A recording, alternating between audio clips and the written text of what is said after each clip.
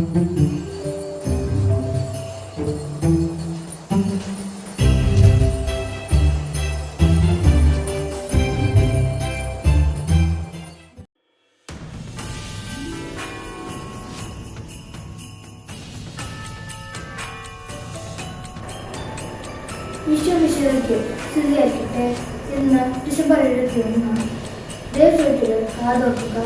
വചനത്തിലൂടെ ദൈവസ്വരം കേൾക്കുവാൻ കഴിഞ്ഞാൽ ആന്തരിക ആനന്ദത്താൽ ആത്മാവ് ജ്വലിക്കും.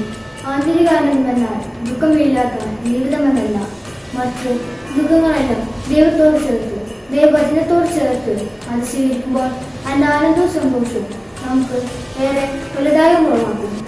ഏത് കഠിന വേദനയുടെ മധ്യത്തിലും വിശുദ്ധാത്മാക്കൾ പറയുമായിരുന്നു, ഈശോയെ ഞാൻ നിന്നെ സ്നേഹിക്കുന്നുവെന്ന്. യഥാർത്ഥത്തിൽ സഹനങ്ങളാണ് ഒരു വ്യക്തിയെ ആന്തരിക ആനന്ദത്തിലേക്ക് നയിക്കുക. അത് ശരിക്കുള്ളതുപോലെ സ്വീകരിക്കുവാൻ തിരുവചനങ്ങൾ നമ്മളെ പ്രാപ്തരാക്കും. ഈശോയെ വചനത്തിൻ്റെ അഭിഷേകം നൽകി എന്നെ അനുഗ്രഹിക്കണമെന്ന് ഇന്നേ ദിനം നമുക്ക് പ്രാർത്ഥിക്കാം. അങ്ങയുടെ വചനം എൻ്റെ പാതകൾക്ക് വിളക്കും വഴികളിൽ പ്രകാശവുമായിരിക്കട്ടെ. ആമേൻ.